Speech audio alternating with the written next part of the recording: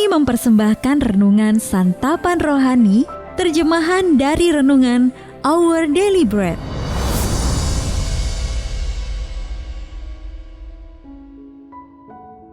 Untuk menerima notifikasi video baru kami, silakan tekan tombol subscribe dan tanda lonceng di bawah ini. Sahabat ODB, pembacaan Alkitab hari ini terambil dari Imamat pasal yang ke-13 ayat yang pertama sampai dengan ayat yang ke-8. Imamat pasal yang ke-13 ayat yang pertama sampai dengan ayat yang ke-8. Penyakit kusta. Tuhan berfirman kepada Musa dan Harun, apabila pada kulit badan seseorang ada bengkak atau bintil-bintil atau panau yang mungkin menjadi penyakit kusta pada kulitnya, ia harus dibawa kepada Imam Harun atau kepada salah seorang dari antara anak-anaknya imam-imam itu. Imam haruslah memeriksa penyakit pada kulit itu, dan kalau bulu di tempat penyakit itu sudah berubah menjadi putih dan penyakit itu kelihatan lebih dalam dari kulit, maka itu penyakit kusta.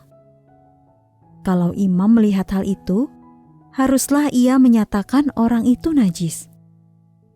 Tetapi jikalau yang ada pada kulitnya itu hanya panau putih dan tidak kelihatan lebih dalam dari kulit, dan bulunya tidak berubah menjadi putih, imam harus mengurung orang itu 7 hari lamanya. Pada hari yang ke-7, haruslah imam memeriksa dia.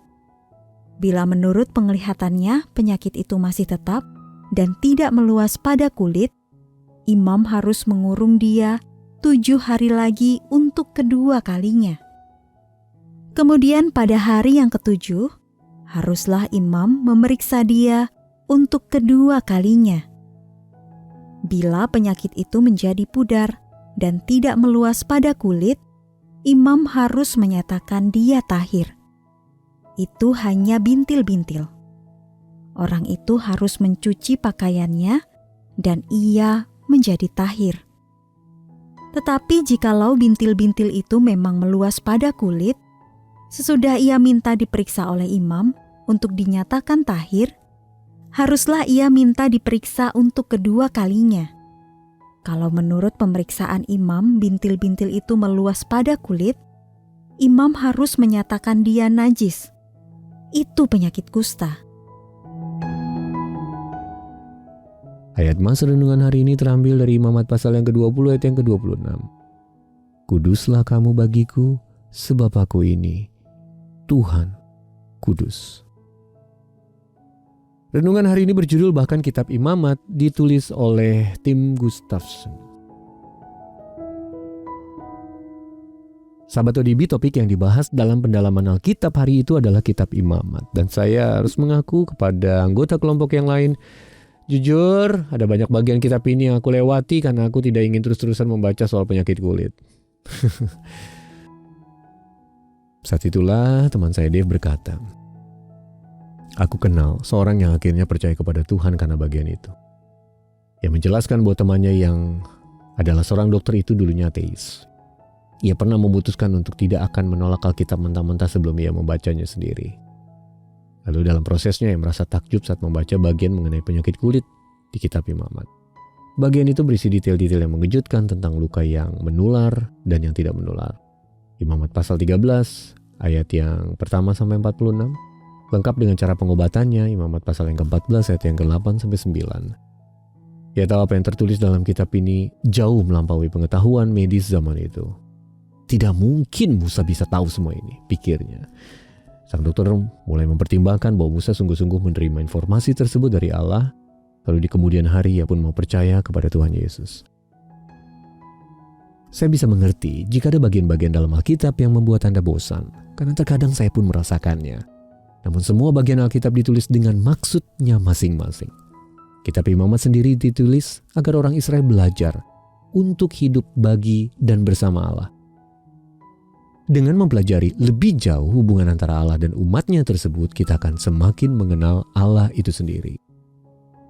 2 Timotius pasal yang ketiga ayat 16 berkata, segala tulisan yang diilhamkan Allah memang bermanfaat untuk mengajar, untuk menyatakan kesalahan, untuk memperbaiki kelakuan, dan untuk mendidik orang dalam kebenaran. Jadi marilah kita terus membaca Alkitab, bahkan kitab Imamat. Sahabat ODB, adakah bagian-bagian Alkitab yang membosankan dan terasa tidak ada sangkut pautnya dengan Anda? Bagaimana Anda dapat belajar menyadari manfaat dari bagian-bagian tersebut? Mari kita berdoa. Ya Bapa, ajarlah aku untuk menghargai Alkitab.